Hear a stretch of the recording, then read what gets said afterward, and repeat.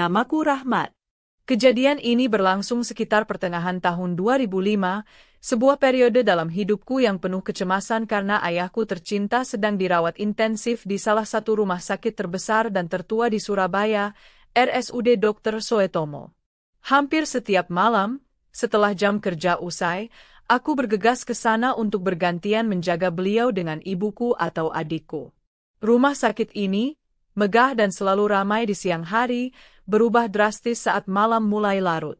Koridor-koridor panjangnya menjadi sunyi, hanya diterangi lampu neon yang kadang berkedip, menciptakan bayangan-bayangan aneh di setiap sudut. RSUD Dr. Soetomo, dengan sejarahnya yang panjang dan bangunan-bangunan yang sebagian besar sudah berumur, memang memiliki atmosfer tersendiri. Di balik kesibukan para tenaga medis menyelamatkan nyawa, ada aura lain yang terasa saat keheningan malam mengambil alih. Udara terasa lebih dingin, suara langkah kaki menggema jauh lebih keras, dan entah mengapa, aku sering merasa seperti ada yang mengawasi dari balik jendela-jendela ruangan kosong atau dari ujung koridor yang gelap. Aku bukanlah orang yang terlalu percaya pada hal-hal mistis, tapi suasana malam di rumah sakit sebesar ini memang berbeda. Kesunyiannya bukan jenis kesunyian yang menenangkan, melainkan yang membuatmu waspada. Setiap derit pintu, setiap suara roda ranjang dorong dari kejauhan, atau bahkan suara batuk pasien dari dalam kamar rawat, terdengar lebih jelas dan terkadang sedikit menyeramkan di tengah keheningan itu. Hari-hari pertama menjaga ayah, aku mencoba mengabaikan perasaan tidak nyaman itu, menganggapnya hanya efek kelelahan dan stres. Aku fokus pada kondisi ayahku, berdoa untuk kesembuhannya. Namun, seiring berjalannya waktu, aku sadar bahwa bukan hanya aku yang merasakan keanehan di rumah sakit ini saat malam tiba. Ada sesuatu yang lebih dari sekadar suasana sunyi dan bangunan tua. Aku sering menghabiskan waktu di selasar dekat ruang tunggu, mencoba mencari udara segar atau sekadar meluruskan punggung. Di sanalah aku kadang mendengar percakapan lirih sesama penunggu pasien atau petugas kebersihan yang sedang beristirahat, percakapan yang membuat bulu kuduku berdiri tanpa sadar. Mereka berbicara tentang penunggu rumah sakit. Dari obrolan-obrolan yang tak sengaja kudengar itu, nama Suster Ngesot mulai sering muncul. Awalnya aku tak terlalu peduli, menganggapnya hanya bumbu cerita pengantar tidur atau cara menakut-nakuti orang baru. Namun, frekuensi penyebutan nama itu, disertai ekspresi wajah serius dan nada suara berbisik dari mereka yang bercerita, mulai membuatku penasaran sekaligus sedikit cemas. Konon, sosok ini sering muncul di koridor-koridor sepi, terutama di gedung-gedung lama rumah sakit. Cerita yang beredar memiliki beberapa versi, namun intinya sama. Sosok hantu seorang suster yang tidak bisa berjalan normal, melainkan menyeret tubuhnya di lantai menggunakan kedua tangannya. Ada yang bilang ia korban pembunuhan keji di masa lalu, kakinya dipatahkan atau bahkan dipotong oleh pelaku. Ada juga versi yang menyebut ia adalah suster yang melakukan malapraktik atau terlibat ilmu hitam, lalu mendapat kutukan. Apapun versinya, kemunculannya selalu dikaitkan dengan suara seretan yang khas dan hawa dingin yang menusuk. Para penunggu pasien senior atau petugas yang sudah lama bekerja di sana bahkan menyebut beberapa titik spesifik yang dianggap paling angker. Sebuah koridor panjang yang menghubungkan dua gedung tua, area dekat kamar mayat, meskipun ini umum di banyak rumah sakit, atau toilet di ujung lorong yang jarang digunakan. Mereka menyarankan agar tidak berjalan sendirian di area-area tersebut saat malam sudah sangat larut, di atas jam 12 malam. Mendengar cerita-cerita itu, aku mencoba bersikap rasional. Mungkin hanya legenda urban biasa, pikirku. Namun, tak bisa kupungkiri, cerita-cerita itu sedikit banyak memengaruhi alam bawah sadarku. Setiap kali aku harus berjalan sendirian di koridor pada malam hari, entah untuk ke toilet atau membeli kopi di kantin yang buka 24 jam, bayangan suster ngesot dan suara seretan itu selalu terlintas di benakku. Suasana rumah sakit yang tadinya hanya terasa sunyi dan sedikit berat, kini mulai terasa mencekam. Aku jadi lebih peka terhadap suara-suara aneh, lebih waspada pada bayangan di sudut mata. Ketakutan itu, meski coba ku tepis, mulai tumbuh perlahan seperti jamur di tempat lembab, siap berkembang menjadi sesuatu yang lebih besar. Tak lama setelah aku sering mendengar desas-desus tentang suster ngesot, aku mulai mengalami sendiri kejanggalan-kejanggalan kecil yang sulit dijelaskan dengan logika.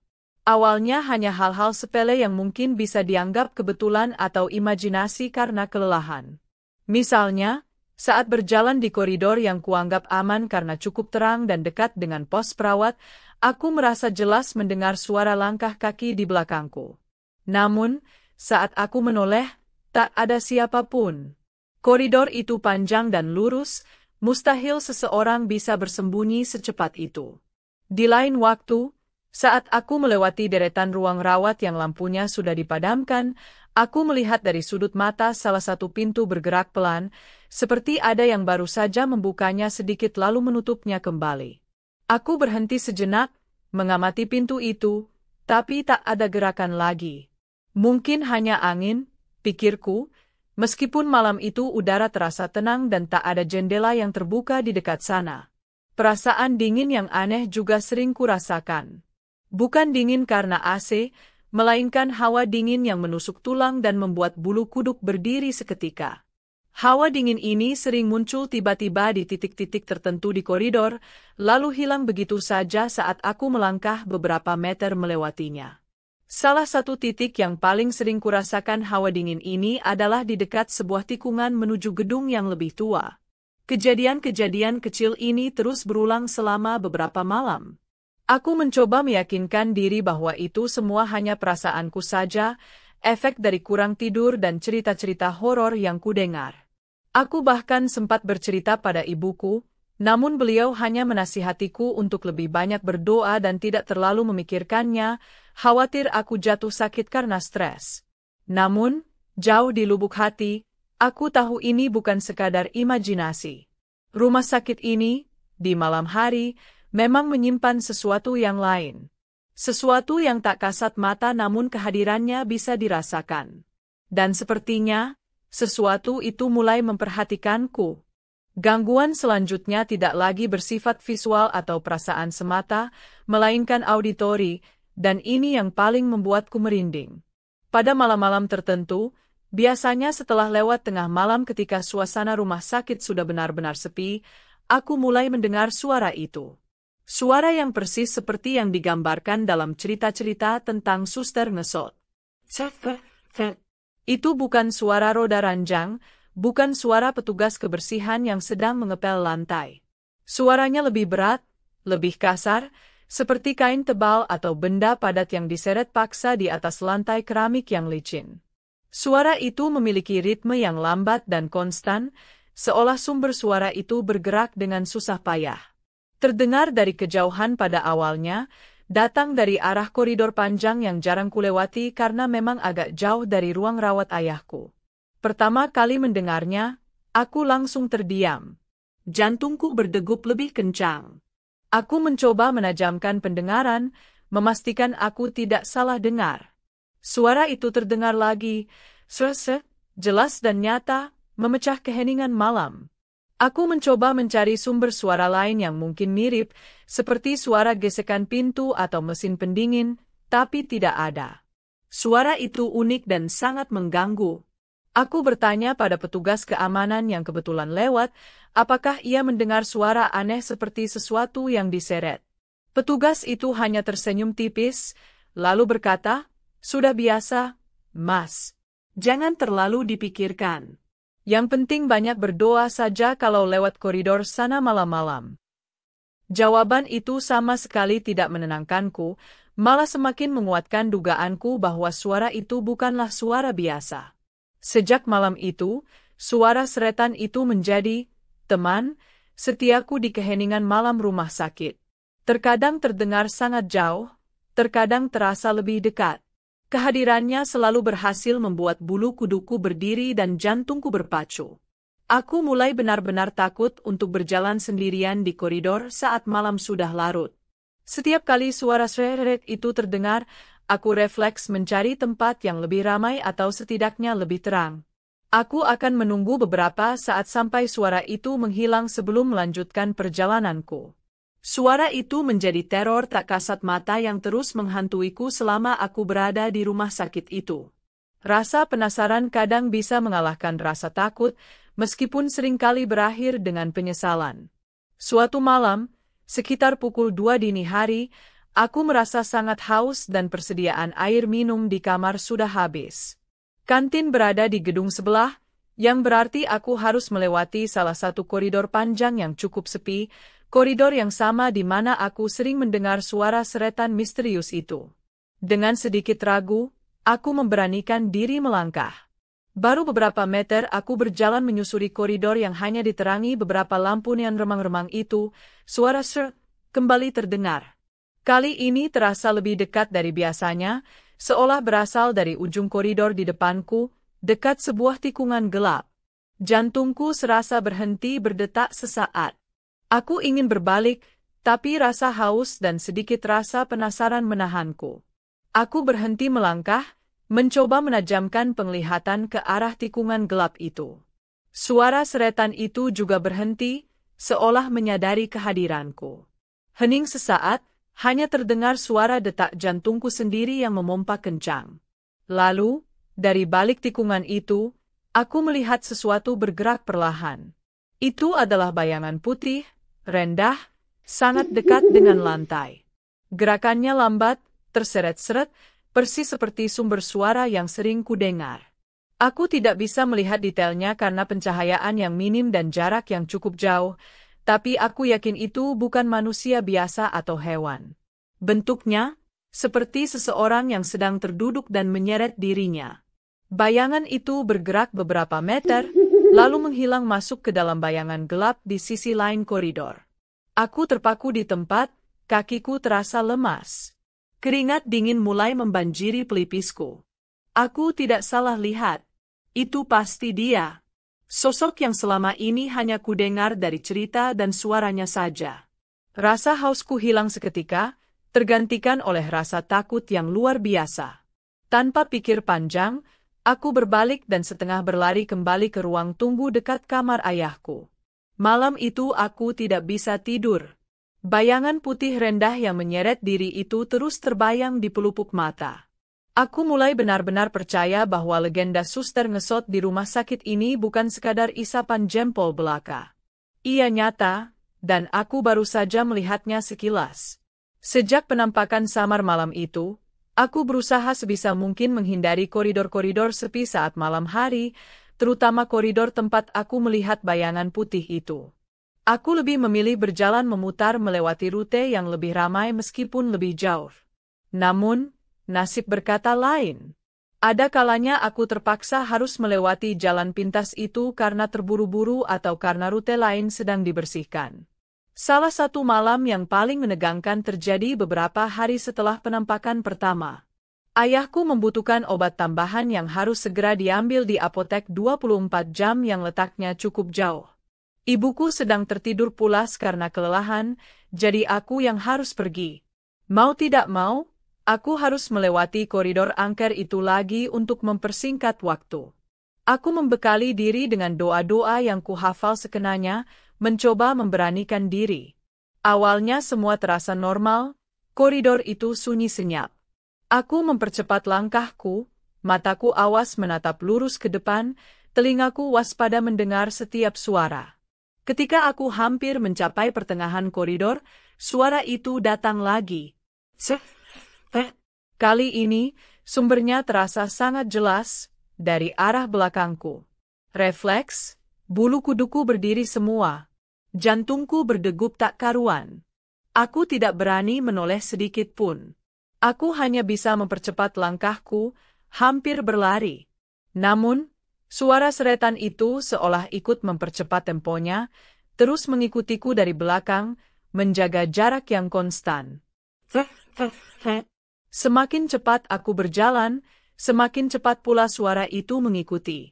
Aku bisa merasakan hawa dingin yang menusuk di tengkuku, seolah sosok itu berada tepat di belakangku. Aku terus merapal doa dalam hati, ayat apa saja yang terlintas di benakku. Keringat dingin mengucur deras. Aku bisa membayangkan sosok suster itu menyeret dirinya dengan cepat, mengejarku di koridor yang sepi ini. Teror itu terasa begitu nyata dan mencekam. Aku tidak tahu berapa lama aku berlari sambil dikejar suara seretan itu, rasanya seperti selamanya. Hingga akhirnya aku melihat cahaya terang dari ujung koridor dan beberapa orang petugas yang sedang berjaga. Begitu aku memasuki area yang lebih ramai itu, suara seretan di belakangku lenyap seketika. Aku berhenti dengan napas tersengal-sengal, menoleh ke belakang. Koridor itu kembali sepi dan kosong. Tapi rasa takut itu masih mencengkeramku erat.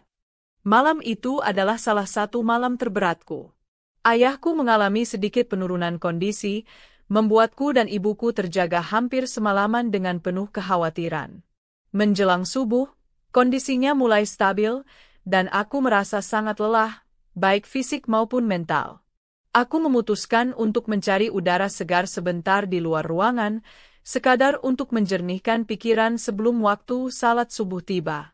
Tanpa terlalu berpikir panjang karena kelelahan, aku berjalan menuju toilet terdekat, yang sialnya mengharuskanku melewati sebagian kecil dari koridor angker itu.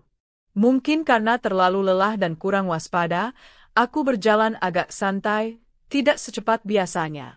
Keheningan subuh itu terasa berbeda, lebih pekat dan mencekam.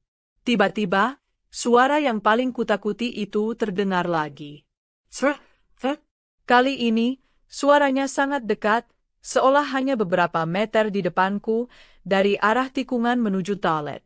Biasanya aku akan langsung berbalik atau lari.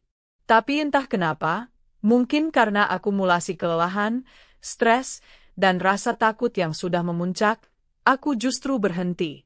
Dan karena refleks atau entah dorongan apa, aku menoleh ke arah sumber suara itu. Kesalahan fatal. Di bawah cahaya lampu neon koridor yang sedikit berkedip, di sanalah dia. Sosok itu persis seperti yang digambarkan dalam legenda. Seorang wanita berpakaian suster putih yang tampak kusam dan lusuh. Rambut hitam panjangnya terurai acak-acakan menutupi sebagian besar wajahnya. Ia terduduk di lantai keramik yang dingin, kedua kakinya lurus tak bergerak, tampak tidak normal. Kedua tangannya menapak kuat di lantai, menopang tubuhnya saat ia menyeret dirinya perlahan ke arahku. Yang paling mengerikan adalah tatapannya. Dari balik tirai rambutnya, aku bisa melihat sepasang mata yang kosong, gelap, tanpa kehidupan, namun menatap lurus tepat ke arahku. Tidak ada ekspresi di wajahnya, hanya kehampaan yang dingin dan menakutkan. Mulutnya sedikit terbuka, seolah ingin mengatakan sesuatu, tapi tak ada suara yang keluar selain suara seretan tubuhnya di lantai. Aku terpaku selama beberapa detik yang terasa seperti keabadian. Seluruh tubuhku gemetar hebat, lidahku keluh, kakiku terasa seperti dipaku ke lantai. Aku ingin berteriak, tapi suaraku tercekat di tenggorokan. Sosok itu terus menyeret dirinya mendekat, semakin dekat. Akhirnya, naluri untuk bertahan hidup mengambil alih. Aku berbalik dan lari sekuat tenaga, tak peduli lagi pada apapun, hanya ingin menjauh sejauh mungkin dari pemandangan mengerikan itu. Aku berlari tanpa henti hingga sampai kembali di ruang tunggu yang terang, napasku memburu, jantungku serasa mau meledak. Aku terduduk lemas di kursi, seluruh tubuhku masih gemetar hebat. Pengalaman itu, melihat sosok suster ngesot dengan mata kepalaku sendiri, adalah puncak teror yang takkan pernah kulupakan seumur hidupku. Sejak malam itu, aku tak pernah lagi berani berjalan sendirian di koridor manapun di rumah sakit itu saat malam hari, apalagi melewati koridor angker dekat toilet itu. Aku lebih memilih menahan haus atau membangunkan ibuku jika perlu sesuatu. Bertahun-tahun kemudian, ketika aku mengenang kembali pengalaman di RSUD Dr. Suetomo itu, rasa takut itu masih bisa kurasakan. Ayahku akhirnya sembuh dan kami bisa pulang, namun bayangan suster ngesot itu membekas dalam ingatanku. Pengalaman itu membuatku lebih percaya bahwa dunia ini tidak hanya dihuni oleh manusia. Ada makhluk lain ciptaan Allah yang hidup berdampingan dengan kita di dimensi yang berbeda, yaitu bangsa jin dan setan. Jin memang diciptakan oleh Allah dari api dan memiliki kemampuan untuk berubah wujud serta menampakkan diri kepada manusia, meskipun tidak semua orang bisa melihatnya. Tujuan mereka menampakkan diri seringkali untuk menakut-nakuti, menggoda, atau bahkan menyesatkan manusia dari jalan Allah. Sosok Suster Ngesot yang kulihat bisa jadi merupakan salah satu bentuk penampakan jin yang mengambil wujud mengerikan berdasarkan legenda yang sudah ada, atau mungkin juga arwah, dalam artian jin korin atau jin yang menyerupai, yang terkait dengan kejadian tragis di masa lalu di tempat itu. Islam mengajarkan kita untuk tidak takut kepada mereka, karena kekuatan mereka tidak sebanding dengan kekuasaan Allah. Perlindungan terbaik adalah dengan senantiasa mengingat Allah, zikir, membaca ayat-ayat suci Al-Quran, terutama ayat kursi, berdoa memohon perlindungan, serta menjaga kesucian diri dan menjauhi perbuatan maksiat yang bisa mengundang kehadiran mereka. Kisah ini memberikan beberapa pelajaran moral penting. Pertama, pentingnya menjaga adab dan rasa hormat ketika berada di tempat-tempat seperti rumah sakit, yang merupakan tempat banyak orang mengalami penderitaan, kesakitan, bahkan kematian. Energi negatif bisa saja terkumpul di tempat seperti itu. Kedua, jangan pernah meremehkan kekuatan doa dan zikir sebagai benteng perlindungan diri dari gangguan gaib. Mengingat Allah dalam setiap langkah dapat memberikan ketenangan dan perlindungan. Ketiga, legenda urban seperti Suster Ngesot, meskipun kebenarannya mutlak hanya Allah yang tahu, mengingatkan kita akan adanya alam gaib dan perlunya kita untuk selalu waspada serta mendekatkan diri kepada Sang Pencipta. Keberanian sejati bukanlah saat kita tidak takut, melainkan saat kita tetap mengingat dan berlindung kepada Allah di tengah rasa takut itu. Pengalaman itu mengubah caraku memandang dunia. Aku menjadi lebih menghargai setiap malam yang tenang tanpa gangguan, dan lebih rajin berdoa memohon perlindungan Allah kemanapun aku melangkah. Demikianlah kisah ini diceritakan, semoga dapat menghibur dan menambah wawasan, segala kebenaran detailnya, kita kembalikan kepada Allah, Tuhan pemilik kisah kehidupan.